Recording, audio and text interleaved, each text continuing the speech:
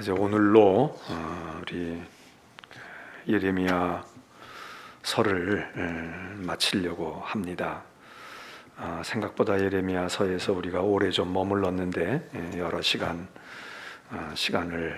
여기서 할애했습니다. 이제 오늘 마지막 52장까지를 우리 다루는 그런 말씀의 시간이 됩니다. 우리가 이제 이 예레미야서를 지금 그 내용으로 여러 가지 이렇게 구분을 지어서 14번에 걸쳐서 오늘까지 이렇게 말씀을 나눴는데 사실은 이제 1장서부터 25장 그리고 26장으로부터 45장까지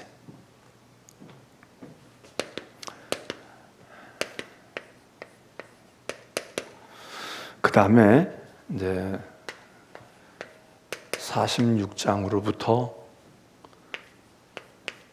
51장까지 그리고 52장 이렇게 이제 예레미야서를 내용을 따라서 이제 뭐 구분할 때는 이런저런 그런 뭐 좀 더 이렇게 할 수도 있겠지만, 근데 이렇게 나누는 이유는 여기 예레미야 1장에서부터 25장까지가 이제 그 예언의 말씀이 있단 말입니다. 예언.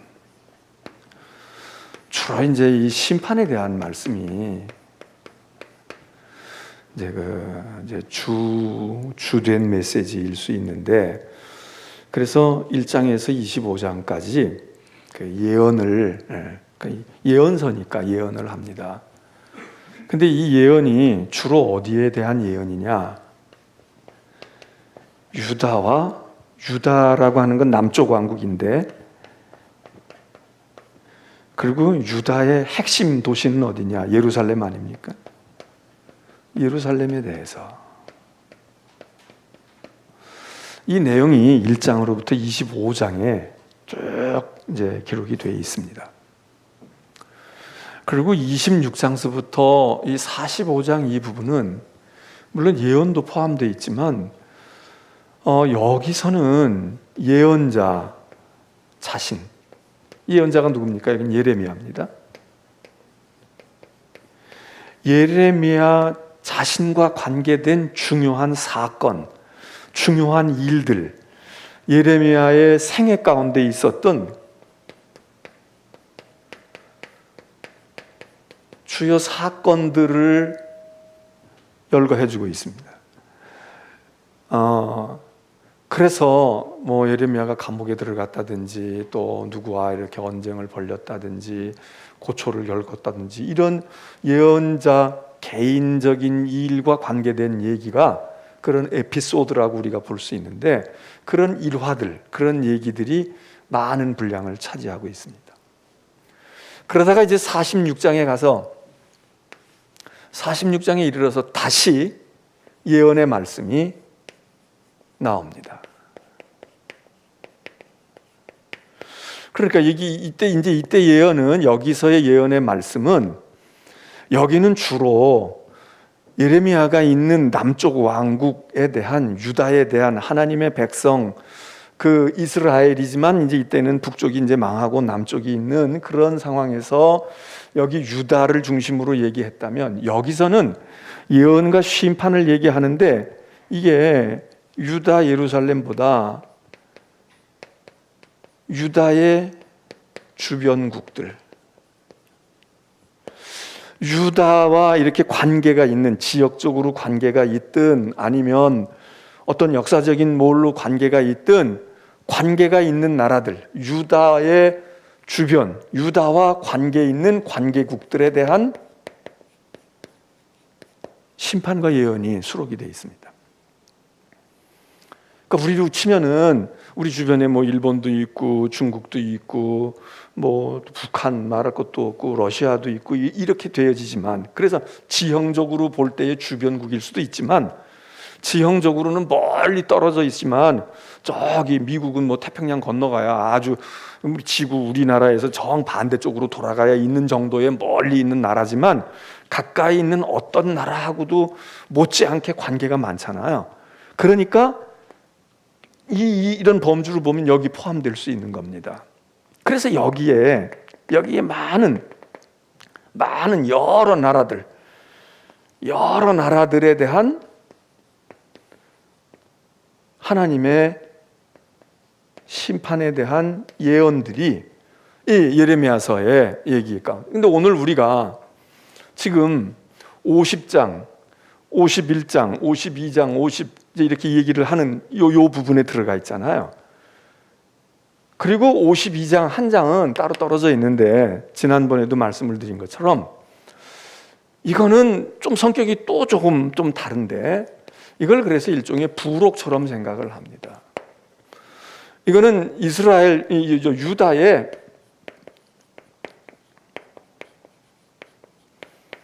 멸망 당시, 그러니까 유다의 최후의 모습들을 기록해주고 있습니다.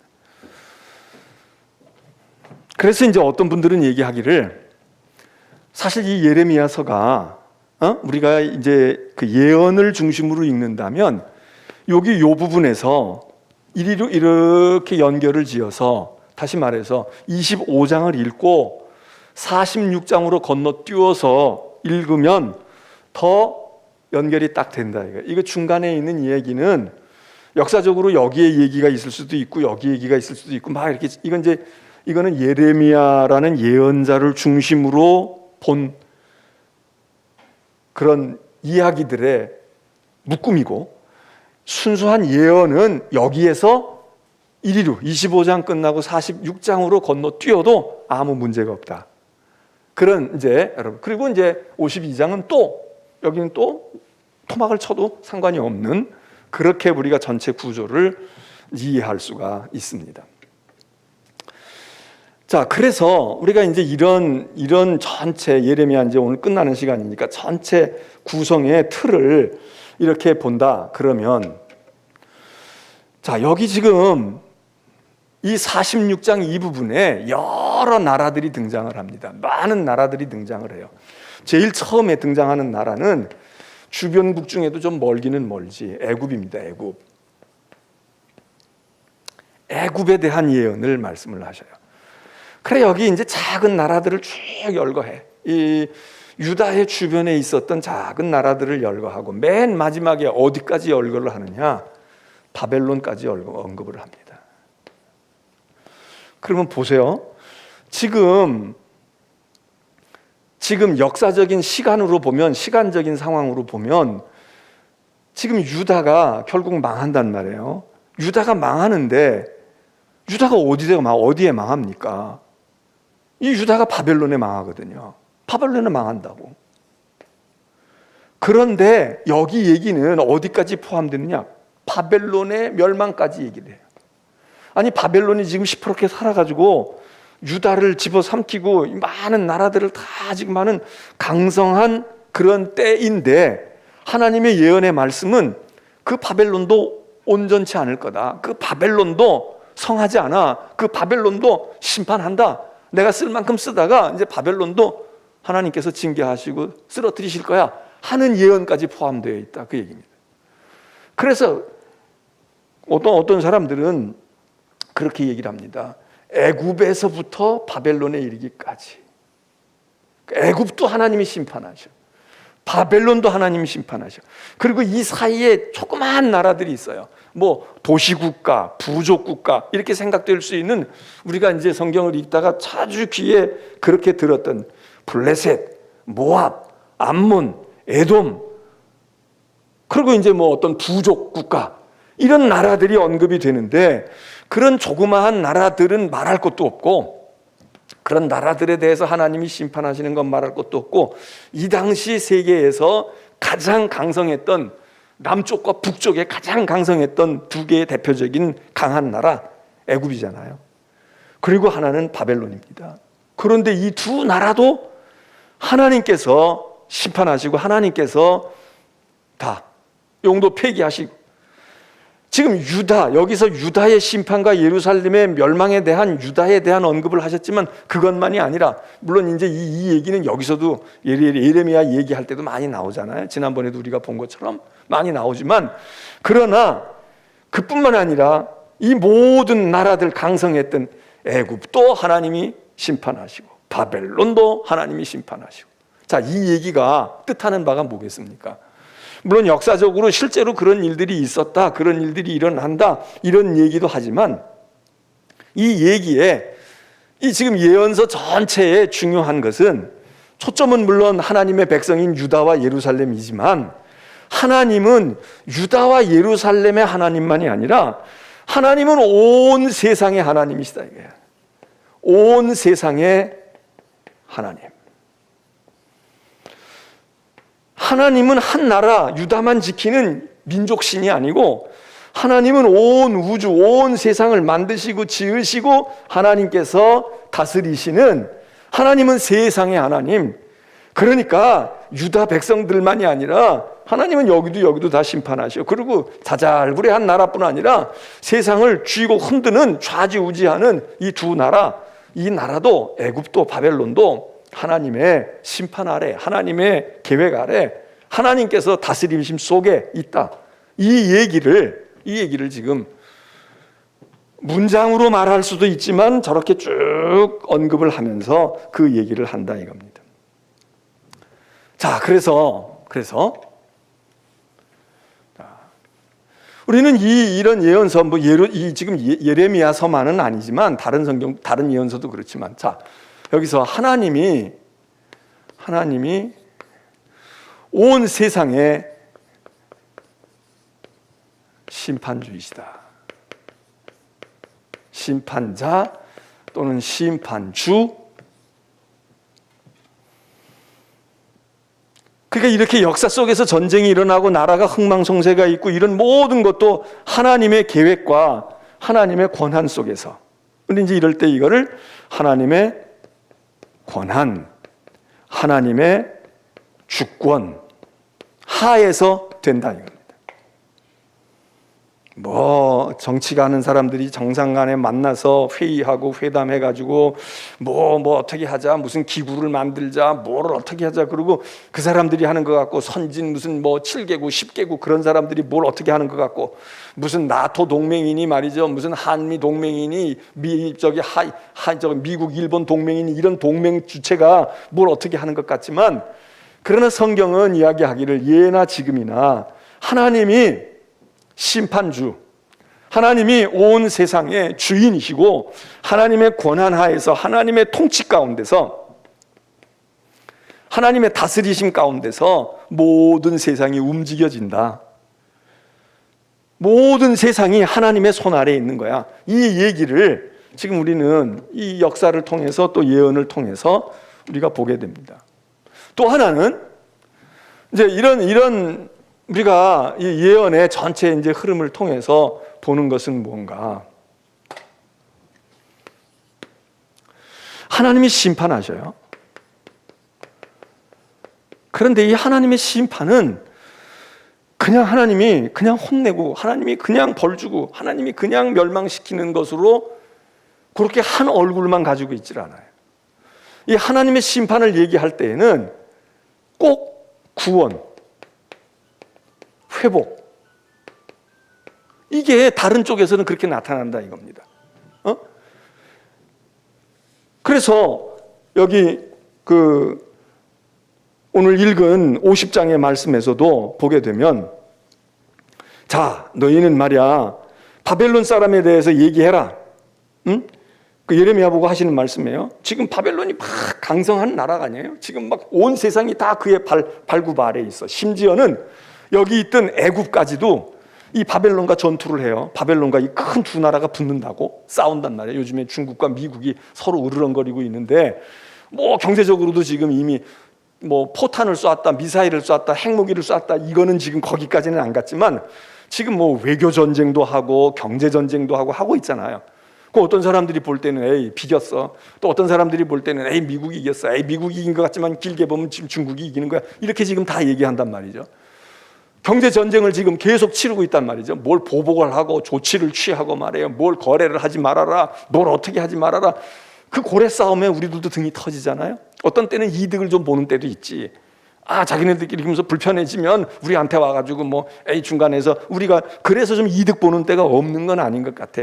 그래서 우리가 좀 재미를 쏠쏠히 볼 수도 있지만, 그러나 이게 계속 보는 게 아니라 이게 조금만 삐끗하면 그냥 한 돈 예를 들어서 한 1,000만 원 벌고 10억쯤 보상을 해줘야 되는 이런 화덩어리가 될 수도 있잖아요.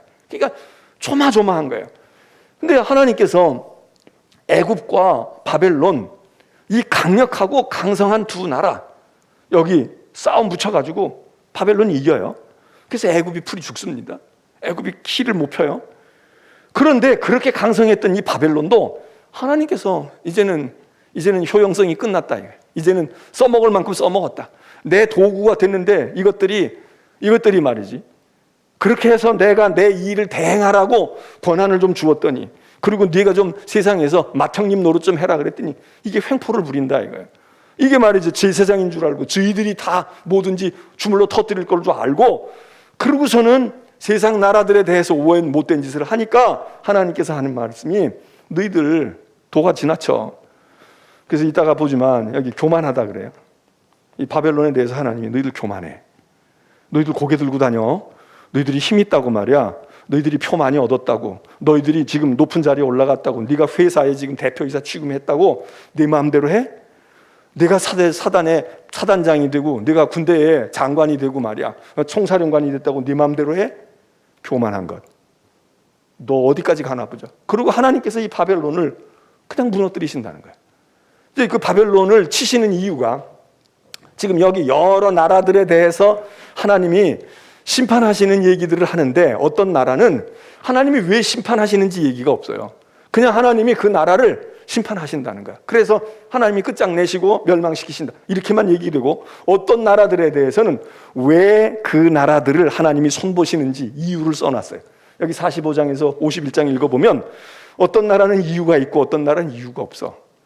우리가 생각할 땐 왜 이유도 없지? 이유도 없는데 왜 내가 맞아야 돼?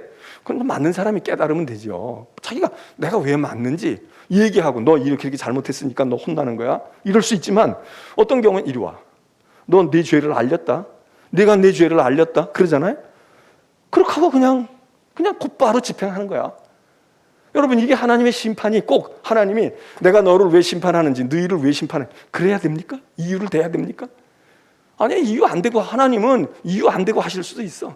세상에서 우리들끼리 할 때는 너 이러니까 나한테 손해배상해, 너 이렇게 해야 되지만, 그냥 하나님이 보실 때는 너 알지? 너 내 죄를 알지? 내가 내 죄를 얘기하면 너 더 창피해. 너 더 부끄럽다고. 왜 이런 인사발령을 내는지, 왜 이렇게 조치를 취하는지 너 알잖아. 나 몰라요. 얘기해 주세요. 다른 사람들도 공감하게 해주세요. 그래? 그러면 좋아. 내가 열 거야. 오픈할 거라고. 그리고 증거를 쭉 대면 어떻게 되겠습니까? 이건 더 코 빠지는 거야. 더. 그러니까 너 벌 받을 짓 했잖아. 알지? 알았어요. 제가 감수하겠습니다. 이러면은 궁금증은 있어서 그러고 끝나잖아요. 근데 어떤 경우는 내가 뭘 잘못했는데 뭐 이러고 대드는 거야. 그러면 얘기해야 돼. 어쩔 수 없이 얘기를 해야 돼. 이 사람은 이랬고요. 이 사람은 이래서 이런 문제가 생겼고요. 이게 이렇게 됐으니까 이걸 어떻게 했으면 좋겠습니까? 자, 우리 인민들 재판합시다. 우리 국민들 투표해봅시다. 이러고 내놓으면 거기서 다행히 죄가 없는 것이 증명이 되고, 아니요, 암만 그래도 그거는 말이지, 당신들이 한 사람 죽이려고 그런 거 아니야? 그러니까 우리가 볼 때는 죄 없네. 그리고 누명을 벗겨주면 다행이지만 온 천하가 다 알게 돼. 아이고, 우리는 그런 줄 몰랐는데. 우리는 그런 줄 몰랐는데. 여러분, 이런 게 우리 사회에도 많이 있습니다. 교회 안에도 많이 있습니다. 왜 저런 일이 저렇게 됐을까?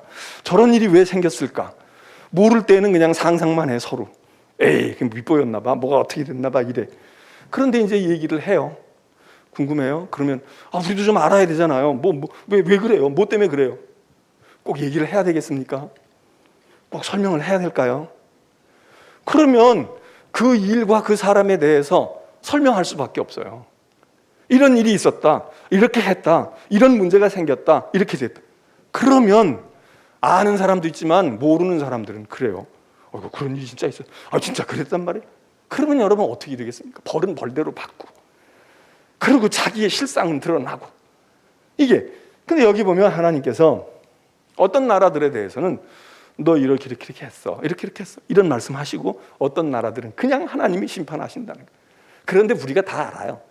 여기서는 얘기하지 않았지만 앞에서 얘기할 수도 있고, 다른 성경에서 역사적으로 그 민족과 그 나라가 무슨 짓을 했는지 우리가 짐작을 해. 결국 그러니까 저러다가 벌 받았네, 저러다가 결국은 혼쭐 나네, 저러다가 결국은 심판받는구나. 그리고 우리가 전혀 모르는 게 아니에요. 사실은 알 수는 있어.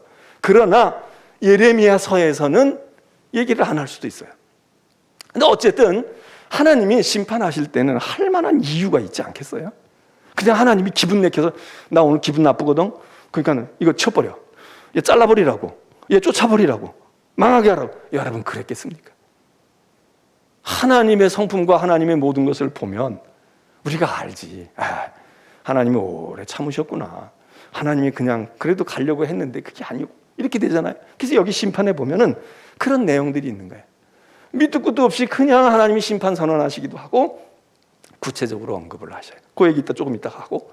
자, 그러면 하나님이 심판을 하실 때에는 그렇게 애굽이든 바벨론이든 이런 강성한 나라들까지 하나님이 심판하시고 그냥 내가 이제 애썼네, 고생했네, 이러고 끝나시는 게 아니라, 심판을 떠올리실 때에는 하나님이 또 다른 측면에서는 구원의 날이기도 하다 이거예요. 그래서 심판하시는 그날 또는 주의 날, 이 날은 심판의 날이 따로 있고 구원의 날이 따로 있고 이러지 않아요. 1월 달에는 심판하시고 12월 달에는 구원하시고 이러는 게 아니에요. 심판하는 날이 구원의 날이야, 구원의 날이 심판 날이야. 그럼 그게 뭡니까? 대상에 따라 다른 거예요. 대상에 따라. 어떤 사람에게는 그 날이 구원받는 날이에요, 어떤 사람에게는 그 날이 망하는 날이에요. 예를 들어서 우리나라가 8월 15일 날 해방을 하잖아요. 우리나라에는 해방이에요. 우리나라는 독립이고 우리나라는 자유야. 우리나라에게는 구원의 날이야. 그런데 일본은 망하는 날이에요. 일본은 항복을 선언하는 날이야. 우리에게는 그게 너무너무 기다렸던 날이야. 일본은 끔찍한 날이야. 그게 역사 속에 같이 일어납니다. 일본이 망하고 우리는 구원을 받아요. 우리는 살아나. 우리가 살아나고 일본은 망해. 그렇지. 일본이 망하고 나서 한 100년쯤 뒤에 가서 우리가 구원 얻으면 그건 아무 연관이 없는 거예요. 그건 역사 현장이 달라. 그래서 여기서도 예레미야서에서도 이스라엘의 경우도 마찬가지입니다. 하나님께서 심판을 얘기하시는데 그 심판을 얘기하실 때는 바벨론이 심판을 받으면 다른 나라가 구원을 얻는, 그래서 그 날과 주의 날을 우리가 이건 이제 세상의 끝날도 마찬가지입니다. 종말에도 마찬가지예요. 최후의 날이 됐든 주님이 오시는 재림의 날이 됐든 이 날도 첫 번째 재림하셨을 때는 구원의 날이 되고 두 번째 재림하시면 심판의 날이 되고 이렇게 되는 게 아니라 재림하시는 그 날에 누군가에게는 심판의 날이 되고 누군가에게는 구원과 영생의 날이 되어진다 이겁니다. 그래서 오늘 여기 성경 말씀에 바벨론에게 말이죠. 말해라 그러면서 50장 너는 나라들 가운데서 전파해, 공포하라고, 방송하라고, 기자회견하고, 성명서 내라고, 깃발을 높이 들어서 사인을 보내라고. 그리고 하는 말이 바벨론 망했다, 바벨론은 이제 끝났다, 그 정권은 망했다, 거기는 탄핵이 됐다, 거기는 이제 죄악에 들어서 감옥에 들어가게 됐다, 이걸 선포하라는 겁니다. 나라 망했다. 그들이 섬기던 신들도, 베일도 다, 무로닥도 다 망가지고 우상 세워놨던 것들 다 꺾어지고 무너지고, 요즘에도 동상 끌어다가 독재다 동상 끌어다가 갖다가 묻히기도 하고, 또 역사 바로 세운다고 해가지고 역사적으로 우리들이 머릿속에 다 기억하고 있던 사람들 가운데 저 사람 지금 생각해보니까 인종차별주의자야, 저 사람 말이지 저거 안 되는 사람이야, 저 사람은 안 돼. 그래서 우리가 학교에서 어린 시절에 공부할 때 대륙을 발견했다든지 또 어디가 됐다든지 이런데 지금 와서 그거 끌어내리는 경우 있잖아요. 콜럼버스? 야, 그 사람 신대륙 발견한 영웅이다. 우리 이렇게 많이 생각하는데 그 사람이 그거 발견해가지고 그거 왜 그렇게 했는데 무엇 때문에 그래? 거기 많은 아픔이 있고 그랬어. 저거 끌어내려야 돼. 심지어는 미국에도 말이죠. 뭐 우리나라만 지금 그런 게 아니잖아요. 미국도 그 미국의 위대한 대통령들 큰 바위산에다가 말이죠. 그냥 엄청난 바위에다가 무슨 동상 세워놓은 게 아니라 멀리서도 그 얼굴을 보면 저건 링컨이야. 아, 저건 루즈벨트네. 저건 워싱턴이네. 다 알 수 있게끔 되어 있는 그거를 지금 부셔야 된다는 거 아니에요. 그 사람들 가운데 아니야, 저 사람들이 우리의 영웅이긴 하지만 저 사람들 가운데는 말이야 형편없는 인종차별주의자들도 있는 거야. 저 사람들 가운데 야, 수백 년 전에 그 사람들이 가지고 있던 사고방식이 이제 그러다가 아마 그런 사고방식이 점점 확대되고 뭐 그렇게 하는 게 제가 나쁘다고 하는 얘기가 아니라 만일 그렇게 하다가 보면은 이제 성경 속에 있는 인물들도 저건 까부셔야 돼. 저건 다 깨트려 버려야 돼. 야, 그 아브라함 말이야. 그게 도대체 부인을 어떻게 둔 거야? 왜 여자를 또 둬가지고 그 집안을 복잡하게 만든 거야? 여러분 이런 시각으로 만일에 보아서 접근한다고 그러면은 야, 남아있을 사람이 몇이나 될까? 이런 염려 아닌 염려도 해보게 됩니다. 물론 평가를 다시 해야 되지만, 물론 정리해야 되지만, 그런데 여기 심판의 날에, 심판하고 그러는 날에 하나님께서 구원을 하신다. 그래서 여기 지금 야, 너희는 선포를 말해. 바벨론 망한다고 말해라. 그래놓고 하는 말이 뭐라고 얘기합니까? 자, 야, 그것들은 다 이제 멸망해서 도망갈 거야. 이제 그것들 말이야 힘 좀 쓰고 얼굴 뻔뻔히 들고 말이야 뭐 행세하고 그랬는데 그러지 못할 거다. 그러면서 4절에 이렇게 얘기합니다.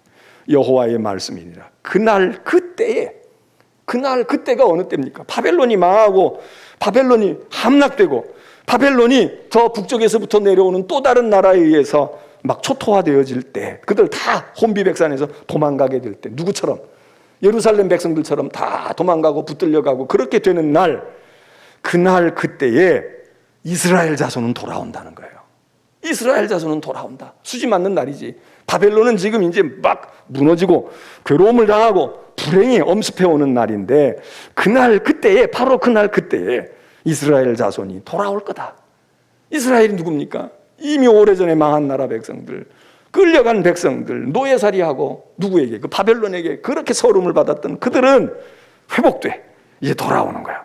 유다 자손도 함께 돌아오리라. 이건 물론 이스라엘을 북왕국, 유다 자손을 남왕국 이렇게 볼 수도 있겠지만 그냥 다 하나님의 백성 이스라엘이라고 부르기도 하고 유다라고 부를 수도 있는데 그 고난을 받았던 사람들이 이제 세상이 뒤바뀌었다 이게. 세상이 이제 뒤집어졌다 이겁니다. 그래서 돌아올 거다. 그들이 울면서 그 길을 가며 그의 하나님 여호와께 구할 것은 그들의 그 얼굴을 시온으로 향하여 길을 물으며 말하기를 너희는 오라 잊을 수 없는 영원한 언약으로 여호와와 연합하라 하리라.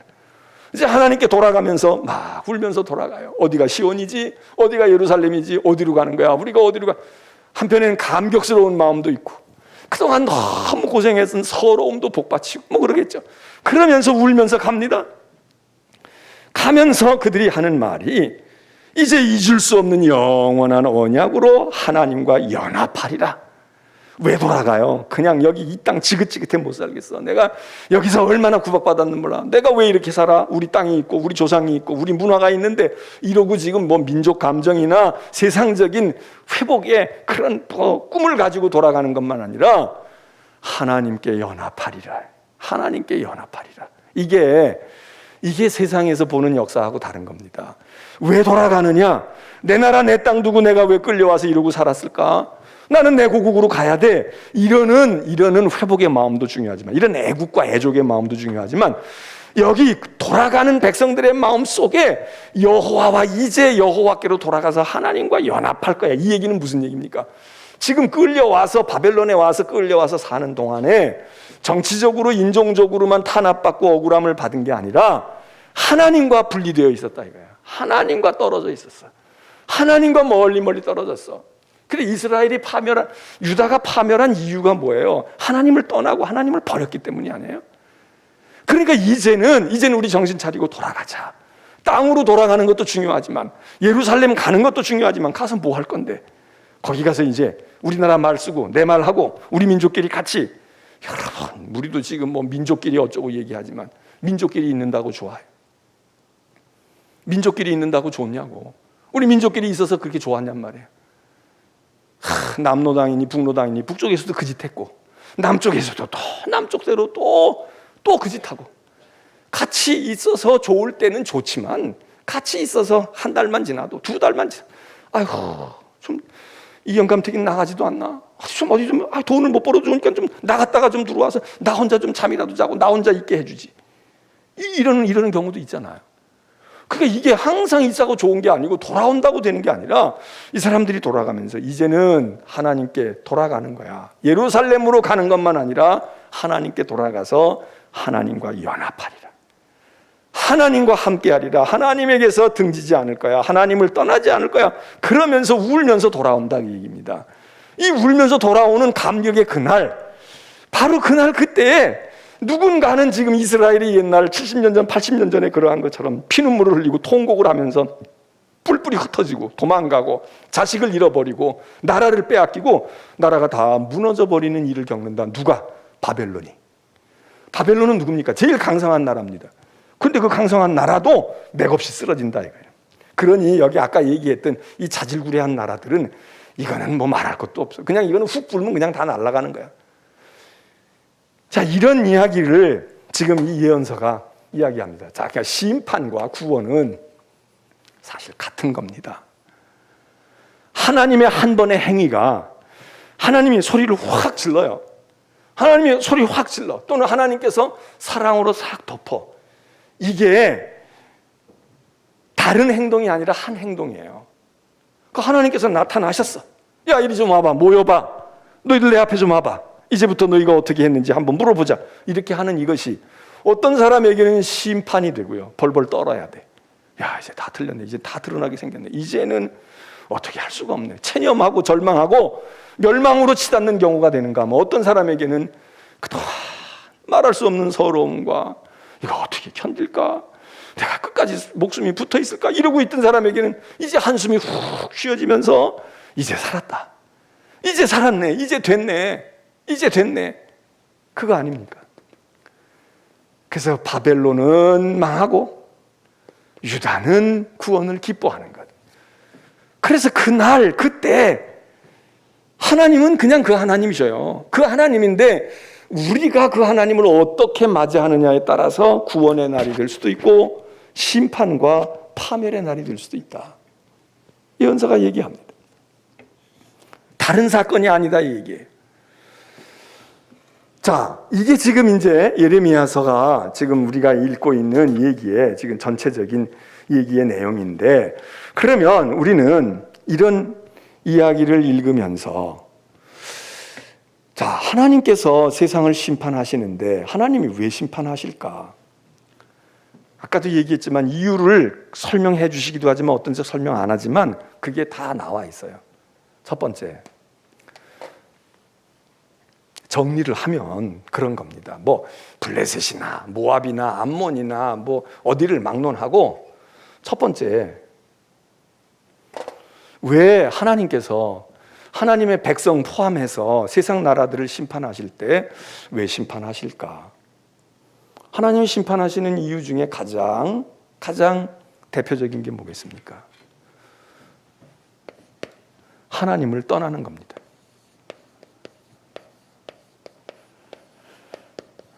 하나님을 떠나는 거예요. 하나님을 무시하고 하나님 외면하는 거죠. 오늘 아침 새벽에 본 말씀으로 치면 하나님이 없다 하는 거예요. 하나님을 아예 무시해서 없다. 난 하나님 존재 자체를 안 믿어. 이럴 수도 있지만 하나님을 믿기는 믿어. 그런데 수시로 내 마음대로 하나님을 멀리했다 가까이 했다. 부르고 싶을 땐 부르고, 하나님 마음에 안 들고 내가 더 좋은 곳 있을 때는 아예 하나님 좀 어디 가서 쉬고 와요. 놀고 오세요. 나는 나대로 내가 하고픈 거 할 거예요. 이렇게 되어지는 거. 이것도 하나님이 없다고, 하나님을 무시하는 거란 말이죠. 하나님을 무시해. 그럼 이거는 뭐겠습니까? 이거는 돌아와야 돼요. 떠나갔다가 되돌아와야 돼. 돌아오라고 그래. 너희들 돌아와라. 이게 뭐겠습니까? 이게 우리가 흔히 얘기하면서도 사실 하지 않고 있는 것이 회개 아닙니까? 돌아와라. 안 돌아와. 시간 많이 남았는데 또 우리 여러 가지 다 변명의 이유가 있잖아요. 에이, 지금 꼭 그래. 조금만 더 있다 갈게. 조금만 더 놀다 갈게요. 엄마 나 조금만 더 놀고 들어갈게. 저녁에 밥 먹으러 들어와라. 그 전에 어릴 때 그렇게 동네 부르면 안 들어오는 거야. 해는 져가고 있는데 캄캄한데 무슨 가로등이 있는 것도 아닌데 노는데 정신 파져서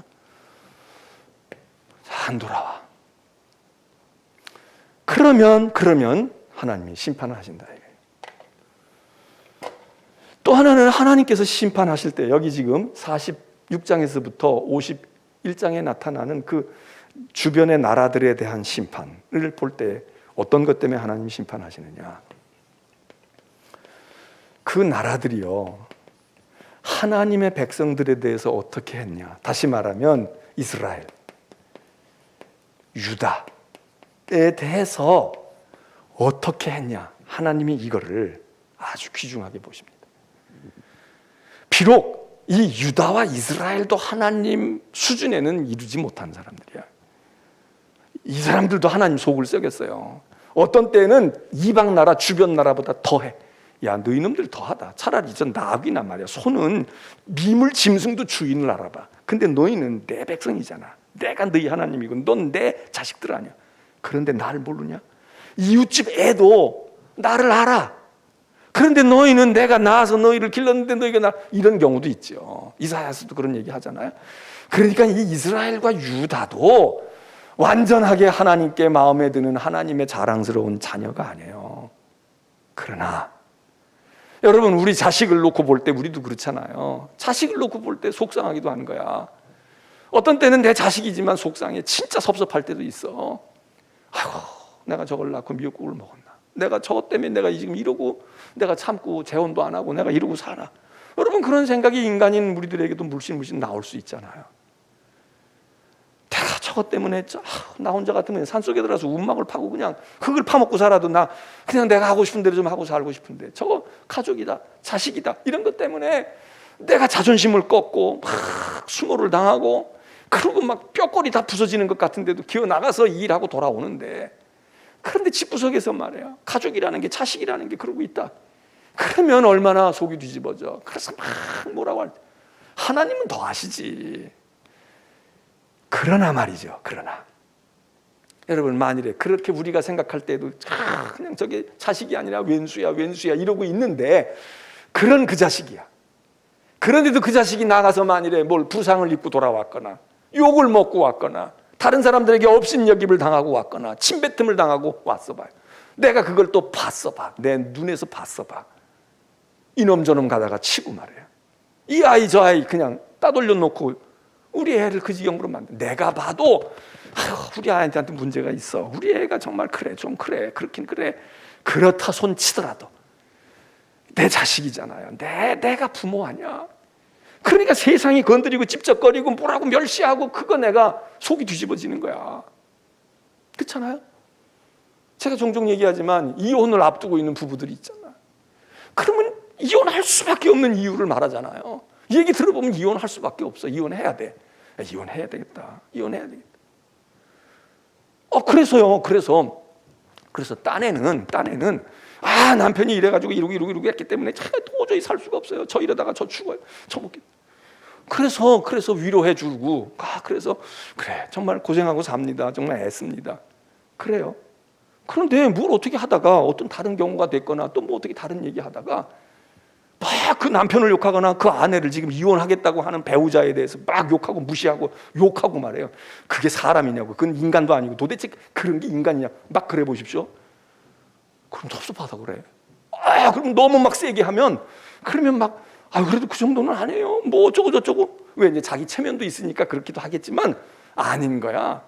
자기가 못 먹어서 버릴 때는 버리더라도 그걸 짓밟고 그러는 건 우리 애의 아빠이고 또 나하고 같이 정을 붙이고 산 사람인데 사람도 아니고 그건 세상에 그건 정말 잡종이더라. 못된. 내가 얘기 들어봤더니 그 인간도 아니야. 진짜 못된 짓을 너한테만 하는 게 아니라 막 사명군대 다 했더구만. 그러면 속이 편합니까? 속이 안 편해. 나하고 관계에서는 내가 속이 상해도 여기 하나님의 백성들이 설사 못되고 악하고 그리고 하나님의 속을 뒤집어 놨어도요, 다른 나라가 이 백성들을 멸시하는 거야.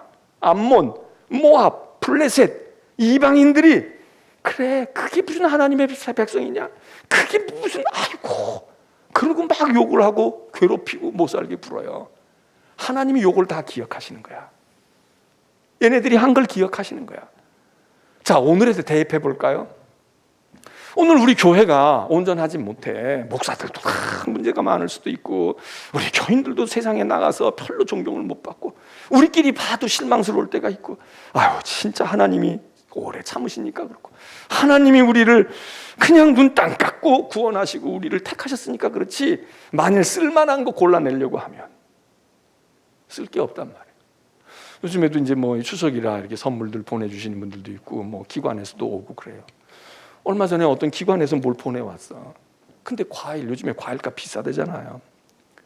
그런데 오래되지도 않았어. 한 2, 3일 지났는데 제가 사무실 문을 열고 들어갔더니 막 상한 냄새가 나는 거예요. 그래서 뭐지 그랬더니 물이 흥건히 고여 있어. 뭔가 봤더니요, 아니 밴데 말이에요. 이 스티로폼에다 하나씩 해가지고 이렇게 한 6, 7개 깔아놨잖아. 조그만 상자에다가 넣으면. 근데 이 스티로폼에 다 있는 이 배 밑부분이 다 썩은 거야. 진 물러가지고 물이 줄줄줄줄 나와가지고 상한 냄새가 탁 사무실을 진동해. 그래서 제가 열어봤어요. 열어봤다고. 위에 올라와 있는 놈은 괜찮아. 여기 와 있는 놈은. 근데 밑에 스티로폼과 이렇게 닿은 이 부분이 다 썩은 거야. 진 물러서 주저앉은 거야. 그게 오래된 배에서 그런지 냉동실에서 나온 건지, 요즘엔 냉동실에서 나올 게 없을 것 같은데, 아니면 이 태풍에 그래가지고 그런 건지. 그래서 제가 칼로 잘라봤더니 바람도 들어가지고 푸석푸석한데, 모양새는 이만하씩 해. 크기는 커. 그런데 푸석푸석하고요, 밑에는 그거 며칠이나 됐나 몰라, 며칠 안 됐거든. 얼마나 산지에서 오랫동안 한 건지 모르지만은 그게 말이에요, 한 며칠 만에 그렇게 되지 않는데, 어젠가 무언가가 하여튼 이게 제대로 지금 양생이 안 됐거나 뭐가 어떻게 됐겠지. 다 상한 거예요. 갖다가 버리고 싶어. 아유, 그냥 이거 쓰레기통에다 그냥 버려야 되겠네. 그래도 아까운 생각이 드니까 어떻게 합니까? 골라서 잘라가지고 밑에 썩은 건 포기하고 위에 조금 모양새가 이렇게 먹어보면 조금 맛이 간 거는 에이 틀렸구나, 그냥 괜찮네. 그래서 요만큼 건져놨어. 여러분, 이스라엘 백성이 그런 모양이야. 썩고 냄새나고 진물 줄줄 흐르고 쳐다보기도 싫어. 그러니까 그걸 말이에요, 그걸 세상 사람이 구박하는 거야. 꼴 좋다, 네가 하나님이라고 그러고. 오늘날 교회에 대해서도, 하나님의 백성에 대해서도, 우리에 대해서도 우리가 욕먹을 짓 해. 비난받아 싸. 그런데 여러분 아십니까? 그렇게 썩은 것 같고 비난받을 것 같고 그렇게 쓸모없는 것 같아도요, 우리 하나님이 우리가 그래서 천덕꾸러기처럼 우리를 괴롭히고 우리를 공격하는 세상을 하나님께서 좋게 보실까? 좋게 보시지 않아요. 우리가 잘했다는 게 아니야. 우리가 그렇게 해도 우리는 그냥 천국에 다 들어갈 거야, 뻔뻔하자는 얘기가 아니에요. 하나님의 마음이 그런 거야. 하나님의 심정이 그런 거야. 배 같으면 위에를 잘라내서 3분의 1만 건져도 요거라도 살려서 요거라도 어떻게 해야지, 잼을 담글까, 효소를 만들까, 이렇게 하는 거고. 그러니까 하나님이 이거를요, 역사 속에서 다 기억하고 있는 거야. 지금 바벨론에서 지금 망할 때인데 언제부터 기억을 해요? 애굽에서 바로 밑에서 이스라엘 백성이 히브리 백성으로 홍해를 건너 광야를 건너 가나안을 들어와서 사는 이 오래전의 역사, 이 오래전의 역사, 아주 오래전 역사 아닙니까? 굉장히 오래전 역사야. 1000년, 2000년 전 역사라고. 그런데 이 역사 속에 있었던 것을 하나님이 다 기억하셔요. 야, 너희가 내 백성 겨 나올 때 말이야, 광야 지나갈 때 너희 놈들 어떻게 했어? 그 옆에 나라들이 있었거든. 근데 괴롭히는 거야. 무시하고. 아, 이 길로 우리 목마르니까 얼른 좀 이 길로 가서 저기 샘가로 가게 해주세요. 못 가게 하는 거야. 군대 풀어가지고. 안 돼. 너희 놈들 갔다가 또 강성해지면 우리 괴롭힐 거 아니야. 뭐 이유는 되지. 그래서 길을 안 열어줘요. 돈 내고 갈게요. 우리가 가다가 무슨 문제 일으키면 다 보상할게요. 안 돼. 그래가지고 이렇게 돌립니다. 하나님 이걸 다 기억하셔. 너희 에돔 그때 그랬지. 너희 모압 암몬 그때 그랬지. 이스라엘 백성이 잘한 게 아니더라도 그거를 약점을 잡아가지고 무시하고 막 그럴 때 우리 하나님이 속에서, 내가 지금 혼내는 것도, 내 자식 내가 상 주고 싶은데도 저게 못되게 굴어서 내가 혼내는 것도 속상한데, 내가 혼냈다고 옆에 있는 놈까지 와가지고 니네 엄마가 너를 혼내니까 나도 너 그래야 되겠다, 이렇게 하는 걸 그 엄마가 용납을 하느냐고요. 엄마가 혼내는 거하고 지나가던 녀석이 그러는 거하고 같을 수가 없어. 마음에 탁 두십니다. 자, 이걸 보면서요, 우리는 얼마나 다행인지 몰라. 요즘도 뭐 꼭 공산주의만은 아니래도, 우상의 나라만은 아니래도 교회가 이렇게 저렇게 동네 북처럼 발길로 채이고, 그리고 침뱉음 당하고 그래. 그럴 때 우린 두 가지 태도 가져야 돼. 늘 말씀을 드리는 거죠. 우리 자신을 돌아보고, 우리가 잘못했지. 우리가 그렇게 말았어야 되는데, 그래, 우리가 씨를 뿌린 거야. 우리가 그러니까 감수해야 됩니다. 그러면서도 우리의 마음속에 또 한 가닥의 희망이 있어. 우리가 이렇게 자업자득이지만 하나님도 별로 마음이 편치 아니하실 거야. 우리에 대한 탓도 하시겠지만, 책망도 하시겠지만, 하나님이 우리를 괴롭히고 무시하고 우리를 막 그렇게 하는 이 세상과 세태, 하나님이 좋게 보실까? 안 좋습니다. 세상 사람이 몰라서 그래. 교회가 허물이 있고 뭐가 있어도 복받을 사람들이라면요, 그거 몰라서 그렇게 하든지, 알아도 그냥 그래도 교회는 낫지, 그래도 교회가 우리보다 낫지, 그러면 교회가 있는 게 경찰서 있는 것보다, 감옥 있는 것보다 낫지, 이런 사람은 복을 받아요. 그래서 하나님께서 내 백성을 괴롭힌 거, 내 백성이 잘했든 못했든, 뭐 잘했는데도 괴롭히면 더 하나님이 더 길이 뛰시겠지. 그런데 설사 허물이 있고 무언가가 약해 보여도, 얕잡아 보여가지고 막 괴롭히고 여러분, 이러면 그 사람들 복을 못 받아요. 우리나라도 그러니까 내가 기독교인이 되고 안 되고를 떠나서 교회에 대해서 좋은 마음을 품어야 돼. 좋은 생각을 가져야 돼. 그러면 그들이 복을 받고 그 자손들이 복을 받고 그러거든요. 그런데 뭐 주는 것도 없이 미워하고, 요즘엔 이런 분위기가 너무 강한 거예요. 그냥 교회를 괜히 싫어해. 괜히 그래.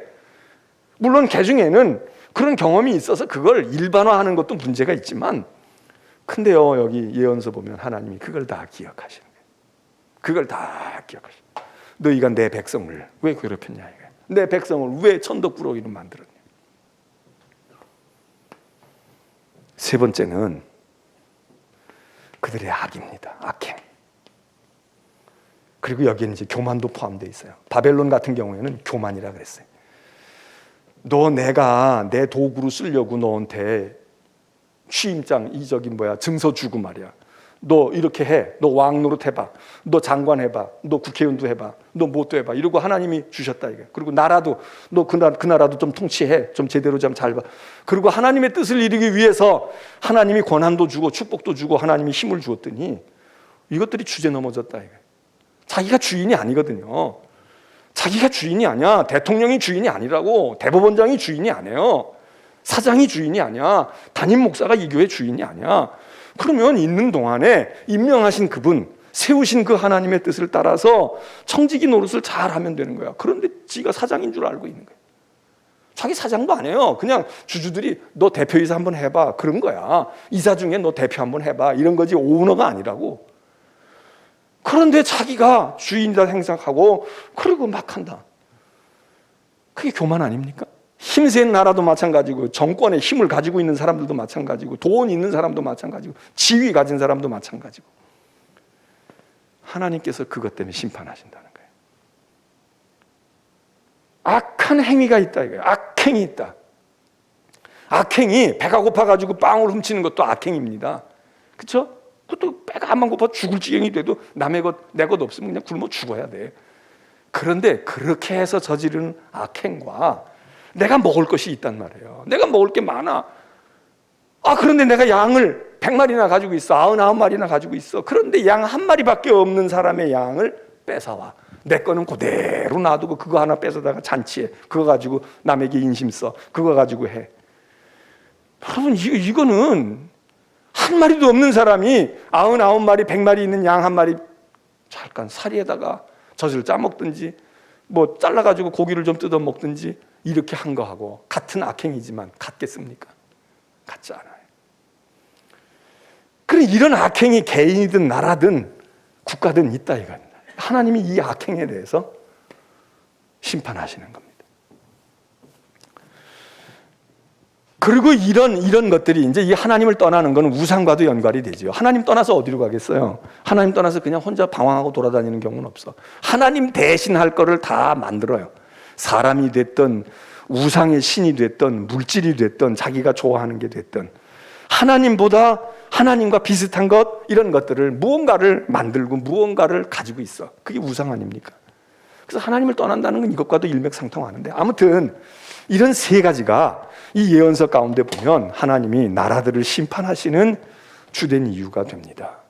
특별히 바벨론 경우는 여기 하나님의 뜻과 하나님이 위임된, 하나님이 위임해 주신 게 있어요. 하나님이 물질을 위임하든지 권력을 위임하든지 무슨 위치, 지위를 위임하든지 하나님이 위임해 주셨어. 너 좀 내 대신 좀 네가 좀 이것 좀 해봐. 네가 내 뜻 알잖아. 내가 지금 어떻게 하려고 하는 건지 아니까. 난 퇴근하니까 네가 좀 알아서 해. 그전에는 우리 학교 다닐 때는 반장이라는 게 이 선생님 대행을 많이 했잖아요. 그래서 반장이 되면은 선생님 찾아가. 그 선생님 찾아가서 야, 뭐 오늘 좀 이렇게 하고, 야, 오늘 내가 바쁘고 그런데 말이야. 네가 저 청소한 거 네가 검사 좀 하고, 그리고 잘했으면 이상 없으면 돌려버려. 이 권한을 받습니다. 그러면 그걸 성실하게 하면 나중에 자기도 복을 받고 좋은 선생님도 될 수 있고 다 돼. 이게 거들먹거리는 거야. 내가 반장이다. 우리 엄마는 말이지 선생님하고 가까워. 뭐 이래가지고 못된 아이들 있잖아요. 응? 그게 우리가 어른이 돼도 마찬가지고 세상에 권한을 가져도 그렇고, 권한이 주어졌으면 그만큼 책임도 큰 줄 알고, 예? 그래서 더 조심하고 더 이래야 되는데 그게 안하무인이 된단 말이지. 역사도 마찬가지고 개인도 마찬가지입니다. 그래서 여기 이제 이 예레미야의 끝은 사실 예루살렘이 망하는 게 끝이에요. 유다가 망하고 예루살렘이 망하는 게 끝이에요. 그런데 하나님의 예언은 거기서 벌써 한 걸음 더 나갔어. 벌써 한 걸음 더 나갔어. 뭐야? 이 유다를 망가뜨리는 바벨론도 망하는 거야. 바벨론도 망하는 것에 대한 하나님의 플랜이 다 서 있어. 지금은 바벨론은 꿈에도 모르죠. 제 세상에 온 줄로 알아. 근데 하나님은 지금 유다가 망하고 있는 이 현장에서, 예루살렘이 망하는 현장에서 벌써 앞을 내다본다고. 벌써 앞을 내다봐. 부모가 자식에게 뭐 조금 있는 거 유산이라도 줘요. 공부시켜. 너 공부 열심히 해라. 장학금 주고, 너 살림 미천든지 내가 이렇게 주고, 너 장가들 때 뭐 아파트라도 하나 해주지. 힘 있는 부모는 그럴 거 아니에요. 근데 부모가 그것만 생각해요? 저것도 결혼하고 나서 손주 생기면 그러면 손주한테 저거 공부할 때는 그래도 뭐 해야지. 보험이라도 하나 들어놓고. 저거 땅이 있는데 저거는 아들 줄까? 사비 줄까? 아니 딸 줄까? 저건 공익사업에 기증할까? 그 생각 안 합니까? 있는 사람이라면. 근데 자식은 그걸 몰라. 자식은 그걸 모르고, 왜 엄마 뭐 땅이 있는지도 모를 수도 있지만 알면은 왜 그걸 안 줄까? 다 생각이 있잖아요. 다 생각이 있어. 없어서 못 주지. 주려고 하면 어떻게 할까? 어느 단계에서 어떻게 풀고, 어느 단계에서 이걸 넘기고 어떻게 할까? 이게 지도자고 이게 어른이지요. 눈앞에 있는 것만 보는 애들과 같을 수가 없잖아요. 하나님, 더군다나 역사의 주인이신 하나님이 이스라엘을 심판하고 있지만 심판시키는 이것만 하나님은 벌써 돌아오게 할 일까지 계획하고 계시고, 그리고 그 과정에서 이 이스라엘을 망가뜨리고 유다를 망가뜨린 바벨론의 운명이 어떻게 될 건지 지금 벌써 하나님은 두수 세수를 내다보신다예요. 근데 그 하나님의 마음을 압니까? 몰라. 지금 심판하시는 하나님의 계획도 모르고 앉았는데 하나님이 그 다음의 계획을 말한들 알겠어요? 예수님이 십자가 지러 올라가시는데 십자가를 얘기해도 모르는 녀석들한테 부활을 얘기하면 알겠어요? 다시 오실 주님이 하나님의 나라를 이룰 걸 얘기하면 알겠어요? 그날과 그 시간은 아버지께 있어 알려고 하지 마. 그냥 너희는 성령을 받고 기다려. 때를 기다리면 돼. 이렇게밖에 하실 수가 없어요. 오늘도 우리는 우리 앞에 있는 한치를 내다보면 선견지명이 있다고 해요. 그런데 하나님의 뜻을 알게 되면 그 더 앞에 있는 것을 내다봐. 그 앞에 있는 것을 보고, 그래, 하나님이 이러시구나. 이렇게 하실 거야. 자, 우리를 향한 계획과 우리 교회를 향한 것, 우리 나라를 향한 것 마찬가지입니다. 제가 말씀드렸죠. 저도 생각을 해봐요. 예배당이 이제 엊그제도 물어봤어요. 이거 어떻게 될 건가? 이게 어떻게 될까? 언제쯤 될 건가? 그랬더니 지금 상태로만 하면 내년 요맘때쯤이면 공사 끝난대. 안팎 공사, 인테리어까지 다 끝난대. 늦어도 끝난다는 거야. 그러니까 내년 한 7월이면 지금 7월 정도면 끝날까? 무슨 특별한 변수가 없는 한은 7월 정도면 끝난대요. 그럼 우리는 준비만 되면 8월에 이사할 수도 있어. 조금 늦으면 뭐 9월에 갈지도 모르지. 그러나 거기가 거기야. 이제는 정말 한 바퀴, 이제 12달을 한 바퀴만 우리가 여기서 돌아가면 마음만 먹으면 우린 가는 거예요. 근데 갈 수 있게끔 여기가 정리가 돼야 될 거고 뭐 이런 건 남아있지만, 그럼 1년 뒤를 생각해요. 야, 1년 뒤에 가면 좋겠다. 가면 어떻게 되고, 그 다음에 이제 그러고 나서 우리가 가고 나서 한 서너 달 있으면 파이프 올겐이 들어올 거야. 파이프 올겐 설치를 할 거예요. 그럼 파이프 올겐 설치하고 들어가면 봉헌식은 못해도 그냥 예배 다 드리는 거야. 이제 거기까지는 지금 거의 청사진이 나와 있어. 날짜가 거의 나와 있다고요. 그런데 거기까지만 봅니까?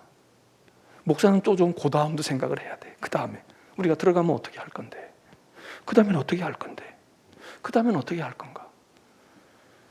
하나님은 그것보다 더 멀리 5년 뒤, 10년 뒤 하나님은 그걸 보신단 말이에요. 그걸 기도하면서 알게 되고 깨닫고 그런 마음에 준비하는 이들이 앞서가는 사람들이고, 그 사람들이 리더가 되는 것이고, 그 사람들이 지도자가 되는 거죠. 그 사람들이 영역 있는 사람들이 되는 거예요. 자, 예레미야의 이야기는요, 이스라엘 역사의 마지막 순간을 적나라하게 다 보여준 겁니다. 예언자들 가운데, 물론 바벨론에 가서 사는 생활은 에스겔의 이야기도 있고 다니엘의 이야기도 있지만은 역사 속에 이스라엘 나라가 어떻게 종막을 고하고 어떻게 되느냐, 예레미야가 잘 보여줬어요. 요 다음 시간엔 예레미야 애가를 우리가 나누겠고, 자, 이제 이 시간에 우리 찬송가